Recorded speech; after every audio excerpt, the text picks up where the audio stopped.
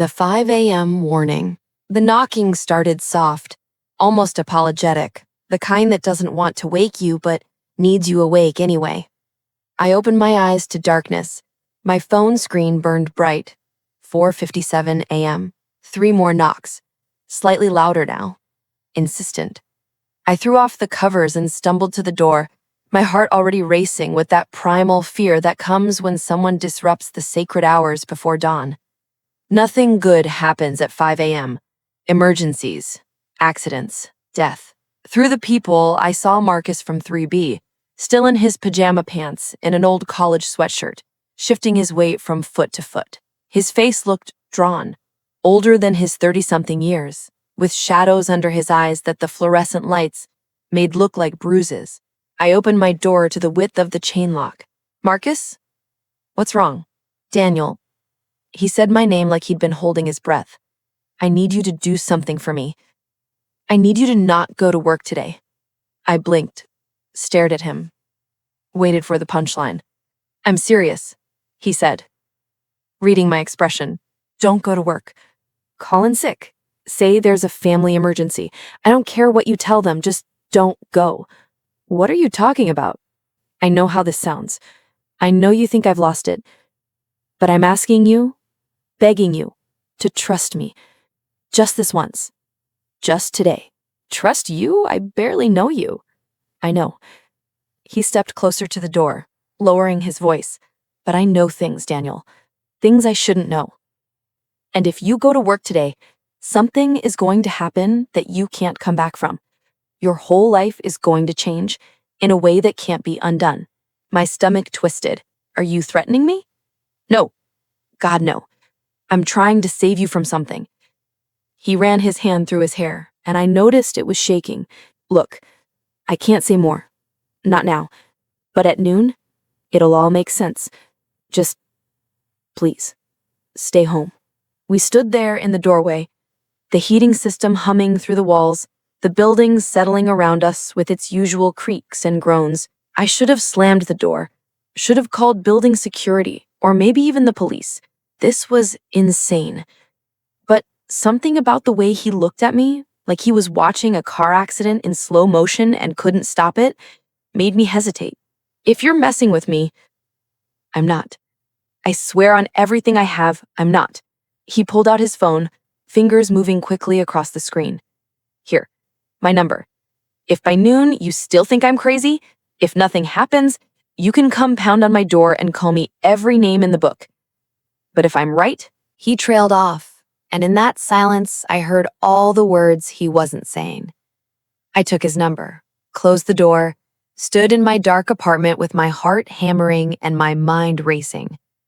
This was ridiculous.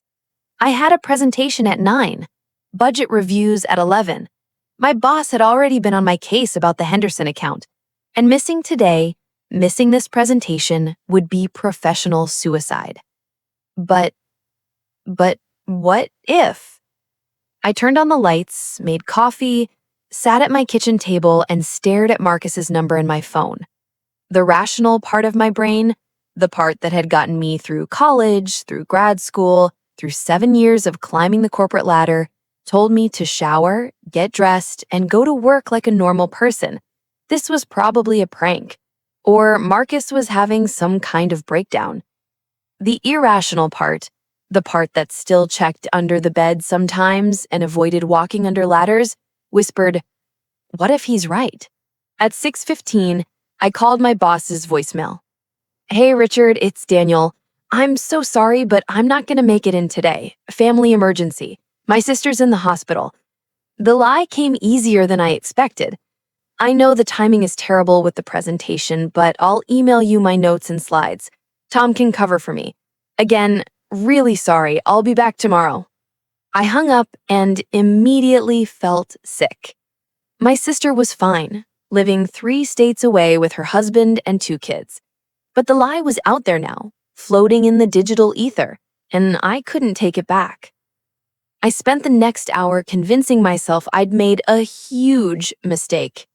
Pacing my apartment, checking my phone every 30 seconds, looking out my window at the city waking up below, at all the normal people going to their normal jobs on a normal Tuesday. At 7:30, my phone buzzed with an email from Richard. Brief, curt. Hope everything's okay. Tom will handle the presentation. We'll talk when you're back. The "we'll talk when you're back" wasn't promising. I tried to work from home to salvage something from this disaster, opened my laptop, stared at spreadsheets that refused to make sense. Every few minutes, I'd glance at the clock, watching the minutes crawl toward noon like they were moving through concrete. 8 a.m., nothing. 9 a.m., nothing. 9:30. My phone rang. Tom, probably calling to yell at me for dumping the presentation on him. I let it go to voicemail. 10 a.m., I made more coffee. Scrolled through news websites looking for what? A building collapse? A terrorist attack? What kind of disaster was Marcus predicting? At 10:45, I stood at my window watching the street below. Cars moved in their usual morning rhythms, people walked dogs, a delivery truck double parked outside the Thai restaurant on the corner.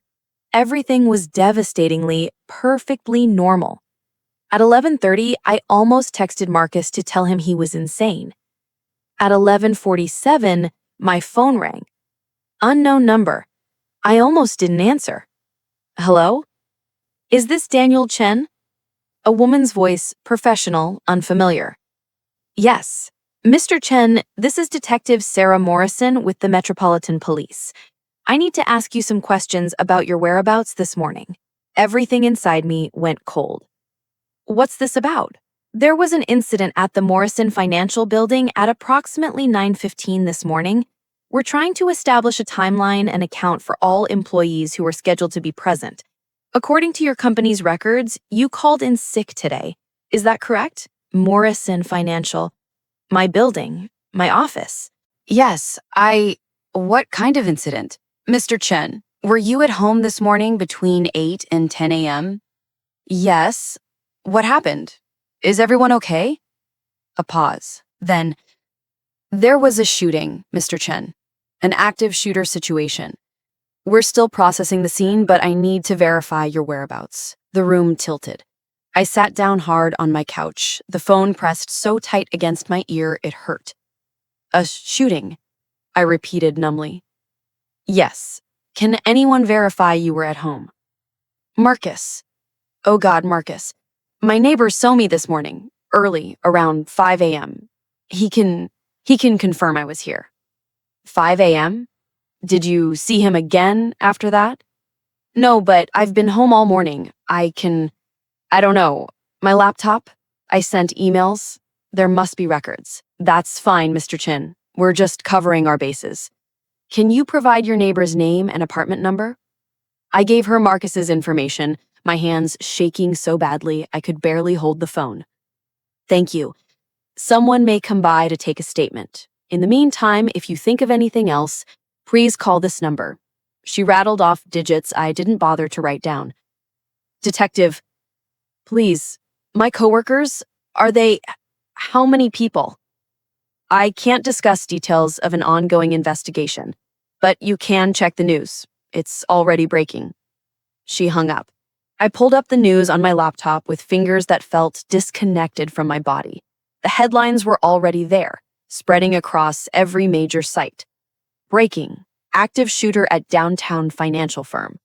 Multiple casualties reported at Morrison Financial. Tragedy in financial district. Shooter opens fire during morning presentation. Morning presentation. My morning presentation. The presentation I was supposed to give. The one Tom covered for me. I clicked on a live news feed and there it was.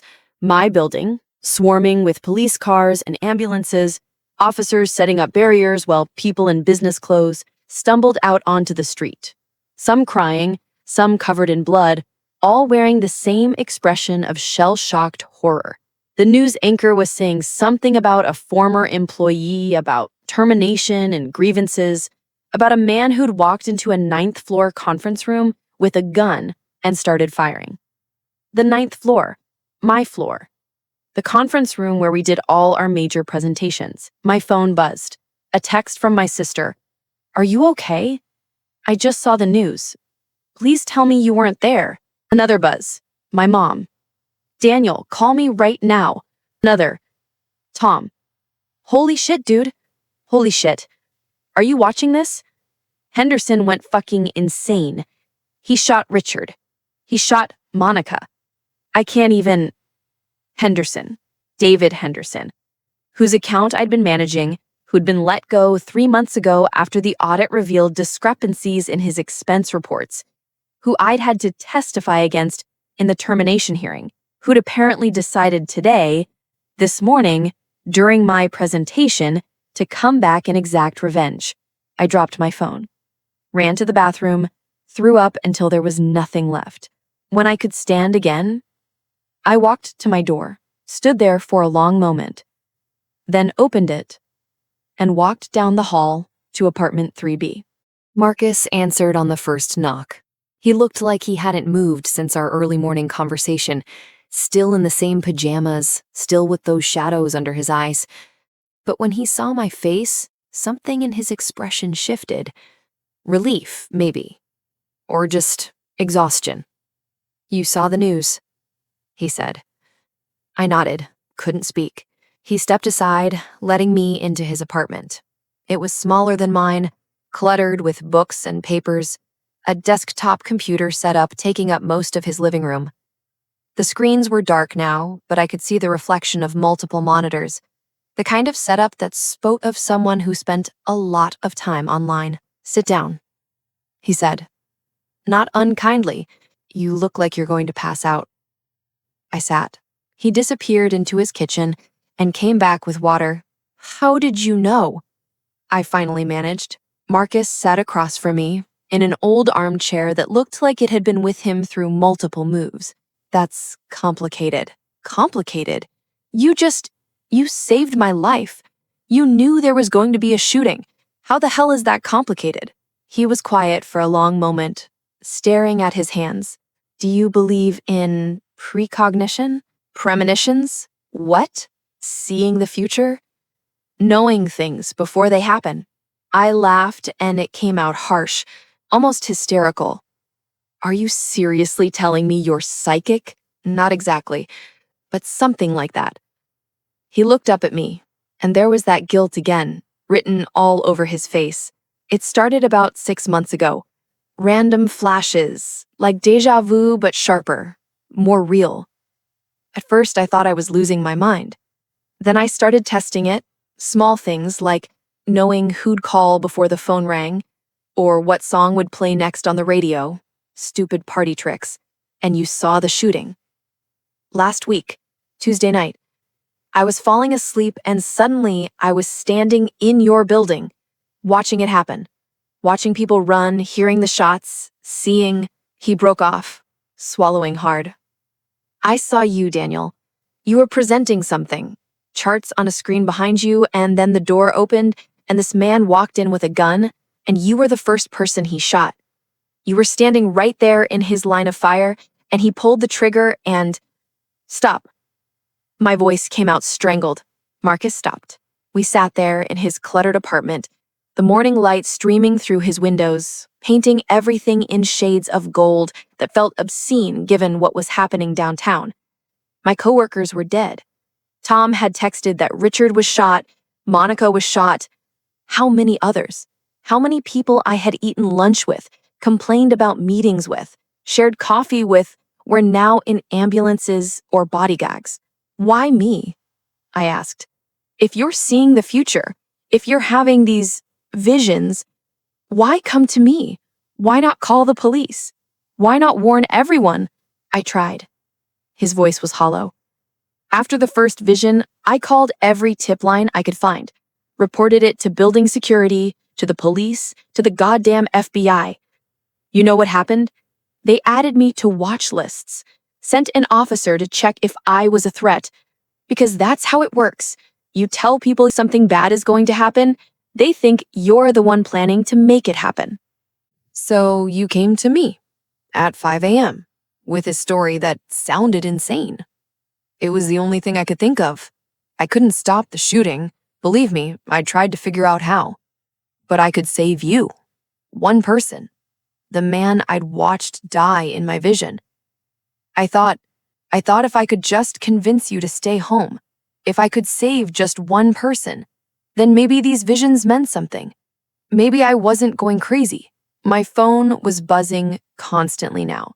Text after text, call after call, the whole world learning what had happened.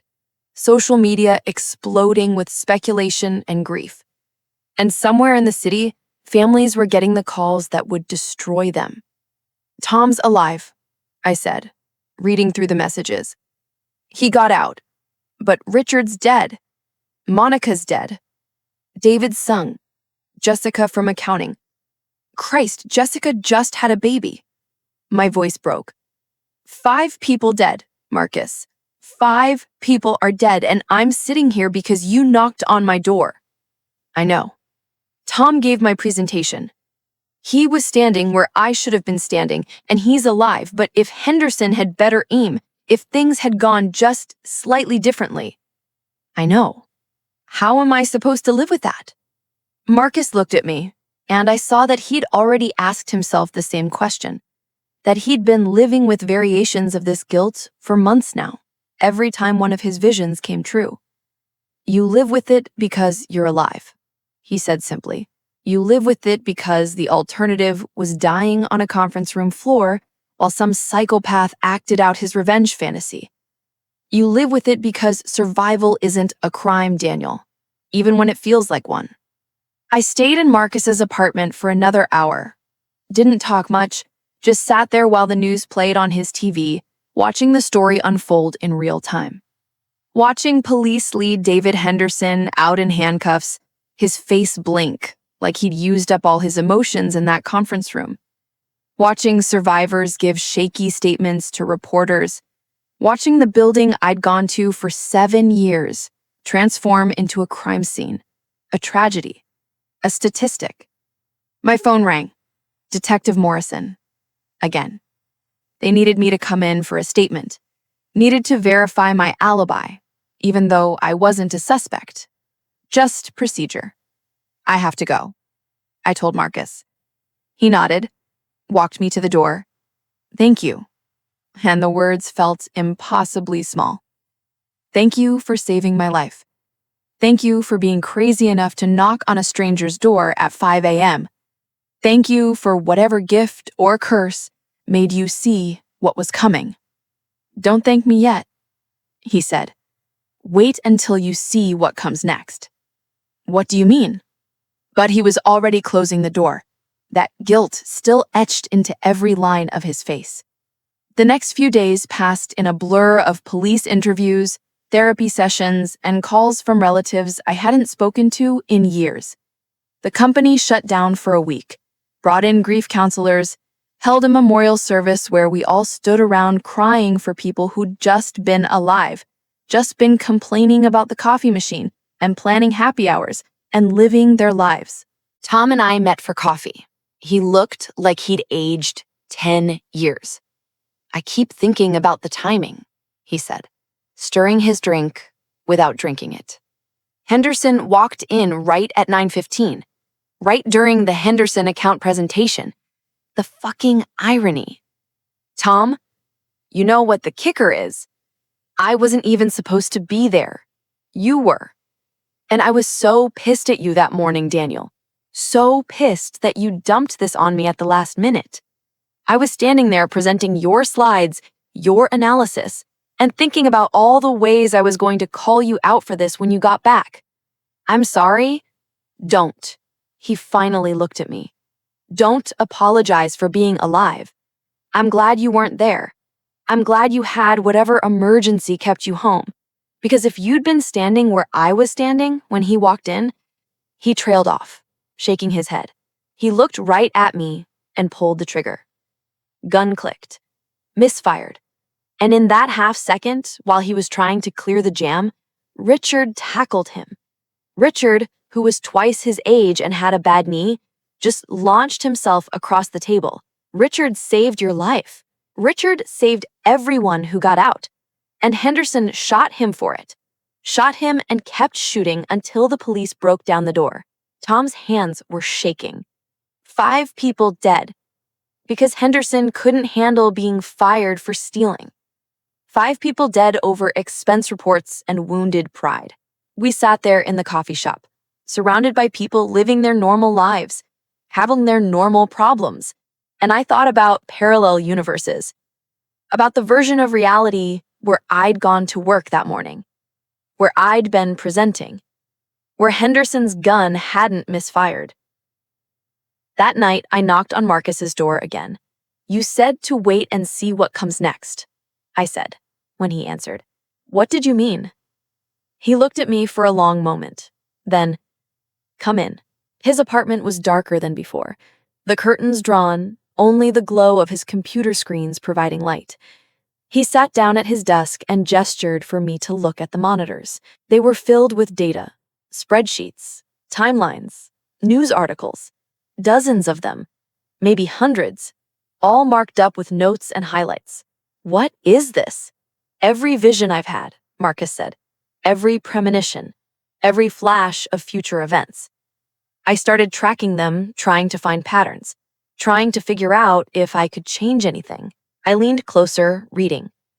Car accidents, illness, job losses, breakups, deaths, all dated, all documented, all, according to Marcus's notes, came true. "You see the future. Really see it? Fragments of it. Key moments, turning points where people's lives change." He pulled up another file, and lately, I've been seeing something else, something bigger. A new timeline appeared. This one was different, longer, more detailed, with branches spreading out like a tree. And at several points along those branches, I saw my name. What the hell is this? You, your timeline. I keep seeing you, Daniel. Not just the shooting, that was the first one, but there have been others. Moments in your future where things could go very right or very wrong. That's impossible, is it? You're sitting here, alive, because I warned you about an impossible thing that came true. I stared at the screen, at my name, repeated over and over in different scenarios, different futures. What do you see? That's just it. I don't know yet. The visions are getting stronger, but they're not clear. It's like watching a movie through frosted glass. I see shapes, hear voices, but the details are wrong. He looked up at me. "But I keep seeing you at the center of something. Something important. Important how? I don't know. But every future I see, every timeline I track, you're there, making choices, affecting outcomes." He pulled up another file, and this one was filled with names. Dozens of them, maybe more. After I saved you from the shooting, I started seeing other people. Other moments. It's like you were a catalyst, Daniel. By changing your timeline, I changed something bigger. I stepped back from the screens, my mind reeling. This is insane. You're talking about butterfly effects and alternate timelines like we're in a science fiction movie. Am I wrong? I don't know. I don't know anything anymore. I turned away, pacing his small apartment. A week ago, I had a normal life. Boring job, normal problems. And now I'm supposed to believe that my neighbor is some kind of oracle who sees the future, and apparently I'm, what, important? Chosen? Part of some grand design? I didn't say chosen. I said I keep seeing you. There is a difference. Not to me, there isn't. I stopped at his window, looking out at the city. What am I supposed to do with this, Marcus? Live my life knowing you're watching possible futures play out, wondering which choices matter and which don't? You do what everyone else does. You make choices and live with the consequences. The only difference is someone's trying to avoid the worst ones. And what about everyone else? What about all those other people whose names are in your files? Are you going to show up at their doors at 5 a.m. too? Silence. I turned to look at him. "I'm trying," he said, and his voice was raw. "But there are limits, Daniel. I can't save everyone. I can't stop every bad thing I see. The visions don't work like that. They're not clear enough, and even when they are, people don't listen. You believed me because I caught you at the right moment, because something in you recognized the truth in what I was saying.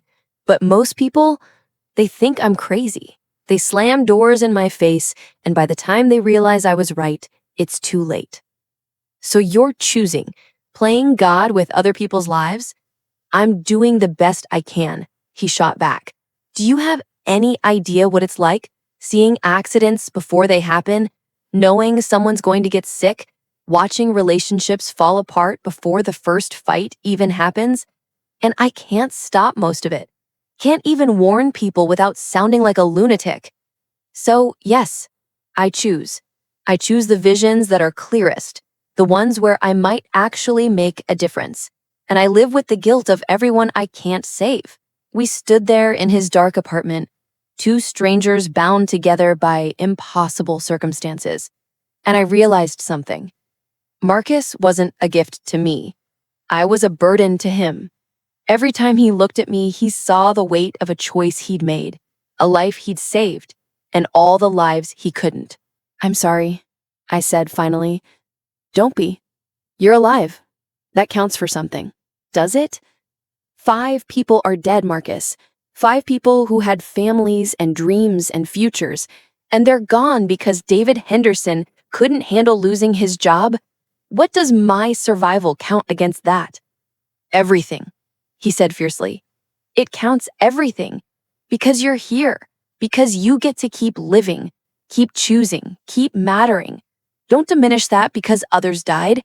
Don't survivors guilt yourself into thinking your life is worth less because you got lucky. Lucky? You call this lucky? Luckier than the alternative? I left shortly after that. Went back to my apartment, lay awake in bed, staring at the ceiling, thinking about parallel universes and timelines and the fragile thread of causality that kept us all from falling into chaos. Somewhere in the city, families were grieving. Somewhere, Tom was probably staring at his ceiling too, replaying those moments in the conference room. Somewhere, David Henderson was sitting in a cell, trying to justify the unjustifiable. And here I was, alive because a neighbor I barely knew had knocked on my door at 5 a.m. with an impossible warning. 3 weeks later, I went back to work. The office had moved. No one wanted to go back to that building, to that floor, to that conference room where blood had soaked into the carpet. The new space was modern, open concept, all glass and chrome and desperate attempts to pretend everything was normal. It wasn't. Tom had quit. Jessica's desk sat empty, a small memorial of flowers and photos growing at its base. Richard's office was cleared out. The company had hired new people, brought in more counselors, instituted new security measures, armed guards, badge checks, active shooter training. All of it felt like closing the barn door after the horses had run. I tried to work, tried to focus on spreadsheets and presentations and all the mundane tasks that used to fill my days. But everything felt hollow now. What did any of it matter? What did quarterly reports and budget projections mean in a world where someone could walk in with a gun and end it all? My therapist said this was normal, said I was processing trauma, working through survivor's guilt. She gave me exercises, coping strategies, reminded me that healing takes time. She didn't know about Marcus. I'd been avoiding him since our last conversation, partly because I didn't know what to say, partly because every time I saw him, I was reminded that I was living a borrowed life, that somewhere in the multiverse, there was a version of me lying dead in a conference room. But one night, about a month after the shooting, he knocked on my door again. It was 11 p.m. this time. Late, but not 5 a.m. late. I opened the door. Something's coming, Marcus said without preamble. Another vision. About you. My stomach dropped. When? Soon. Next week, maybe? The details are fuzzy, but... He stopped, running his hand through his hair in that familiar gesture of frustration. I think you need to make a choice, something big, and the path you choose is going to matter. What kind of choice? I don't know. That's what's different this time. Usually I see the event, the moment, but with this, I just see consequences. Different versions of your future, depending on what you decide. That's not helpful, Marcus. I know. But I had to warn you. I had to tell you to be careful, to think through whatever's coming. He looked at me, and there was something desperate in his eyes. Promise me you'll be careful. I promise. He left, and I stood in my doorway, wondering what the hell kind of choice could possibly matter after everything that had already happened. The answer came 3 days later. I was walking home from work, taking my usual route through the park, when I saw her, a woman, maybe mid-20s, standing on the bridge that crossed the artificial lake in the park center. She was leaning over the railing, looking down at the water, and something about her posture, the way she gripped the metal, the way she stood so still, made me stop. I'd seen that posture before. In news reports, in PSAs, in the back of my mind where I tried not to think about dark things. She was going to jump. I could walk away, call the police, and let them handle it. This wasn't my problem, wasn't my burden. I'd survived one crisis already. Wasn't that enough? But I thought about Marcus, about his visions and timelines, and the weight of choices that mattered, about the 5 people who died in my place. I walked toward the bridge. "Hey," I called out as I got closer. "You okay?" She didn't turn around. "I'm fine. Please leave me alone." "Can't do that." I stepped onto the bridge, keeping my distance, my hands visible. "I'm Daniel. What's your name?" "It doesn't matter." "Sure it does. Names always matter." She finally turned to look at me, and I saw tears streaming down her face. "You don't understand. You can't help me. No one can." "Maybe not, but I can stand here. That's something." "I've lost everything," she said, her voice breaking. "My job, my apartment, everything I worked for, it's gone. And I'm so tired of fighting, so tired of pretending it's going to get better." I thought about that morning, standing at my door at 5 a.m., listening to Marcus's impossible warning, about the choice I'd made to trust a stranger. 3 weeks ago, I said, I should have died. I was supposed to go to work, supposed to give a presentation, and a man with a gun was going to shoot me. I should be dead right now.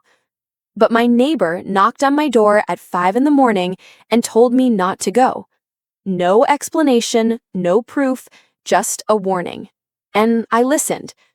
She was staring at me now, her grip on the railing loosening slightly. 5 people died that day. 5 people I knew, people I worked with. And I'm alive because I made a choice based on nothing but a feeling that someone was telling me the truth. I took a step closer.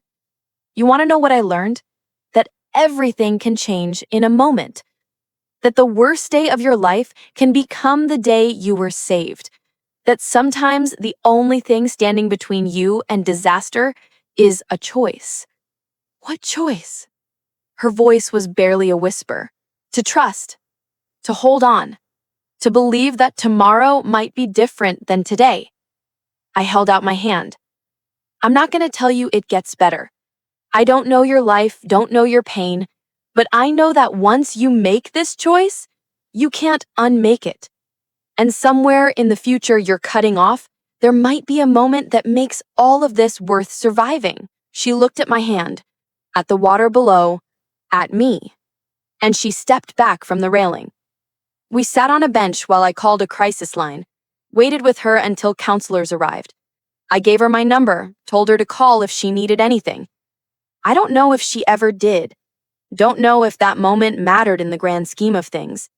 But walking home that night, I thought about Marcus's vision, about the big choice he'd warned me about. Maybe this was it. Maybe the choice wasn't about me at all. When I got home, Marcus was waiting in the hallway. You felt it, didn't you? The moment when things shifted, the woman on the bridge. He nodded. I saw 2 futures. One where you walked past, called the police, let them handle it. She jumps before they arrive. And another where you stopped, where you talked to her. Did she, in the first future, did she? Yes. I leaned against the wall, suddenly exhausted. So I saved her. just like you saved me. Maybe. Or maybe you just gave her a reason to choose differently. He looked at me, and for the first time since I'd met him, Marcus smiled. That's the thing about these visions, Daniel. They're not fixed. They're not destiny. They're just possibilities, roads we might travel. And sometimes all it takes is one person showing us there's another path. Is that why you see me? Because I'm going to save people? I don't know. Maybe. Or maybe you're just someone who chooses to care when it would be easier not to. He started walking toward his apartment, then stopped. The visions are changing, getting clearer, and I keep seeing you at intersections, Daniel. Moments where your choices ripple outward. I don't know what it means, but I think maybe you're supposed to help me. Help you how? Figure out how to use this. How to save people without going crazy. How to make these visions mean something. He looked back at me. I can't do this alone anymore. Can't carry all these futures by myself. But with you, with someone who understands, he didn't finish the sentence. Didn't need to. I thought about Tom, about the empty desks at work, about a woman standing on a bridge, about all the small moments that added up to lives saved or lost. I said, I'll help. And that was how it started. Me and Marcus sitting in his cluttered apartment, going through his visions, learning to distinguish the clear ones from the noise, finding patterns in chaos, figuring out who we could warn, who would listen, how to make a difference without losing ourselves in the process. It wasn't easy, wasn't clean. We didn't save everyone, couldn't save everyone. There were visions that came too late, warnings that went unheeded, moments when we had to choose who mattered more. But we tried. Every day we tried. And slowly I began to understand what Marcus had been carrying alone for so long. The weight of knowing, the burden of choosing, the guilt of everyone you can't save. But also the hope, the possibility that tomorrow could be different than today, that one conversation, one warning, one moment of trust could change everything. 6 months later, I quit my job. Couldn't keep pretending to care about quarterly reports when I knew what Marcus and I were doing mattered more. We started small, a website, a crisis line, a network of people who'd been saved by warnings that seemed impossible. Some people called us crazy. Some people called us frauds. But others, the ones we'd helped, the ones who'd listened, they knew the truth. That at 5 a.m. on an ordinary Tuesday, a neighbor had knocked on a door with an impossible warning, and everything changed. A year after the shooting, they held a memorial service. I went, stood among the survivors and families, listened to speeches about moving forward and never forgetting. Tom was there. We hugged, didn't say much. What was there to say? After, I walked back through the park, past the bridge where I'd met Sarah. That was her name, the woman from that night. She'd called me a week after, thanked me, told me she was getting help. Last I heard, she'd moved to Portland, started over. I thought about all the lives that branched off from that morning. Tom, who left finance and became a teacher. Jessica's husband raising their daughter alone. Richard's family setting up a foundation in his name. And me working with Marcus to turn visions into warnings, possibilities into choices. 5 people died that day. Nothing changes that. Nothing makes it okay. But maybe, the lives we save now count for something. Maybe every person who chooses differently because of a warning, because of hope, because someone showed them another path, adds up to something that matters. I'd like to think so. I'd like to think that at 5 a.m. on an ordinary Tuesday, when Marcus knocked on my door with an impossible story, he didn't just save one life. He started a chain reaction. And somewhere in the infinite possibilities of the future, in all the timelines and choices and moments that matter, we're making a difference, one warning at a time, one choice at a time, one life at a time. That's all any of us can do. And sometimes, it's enough.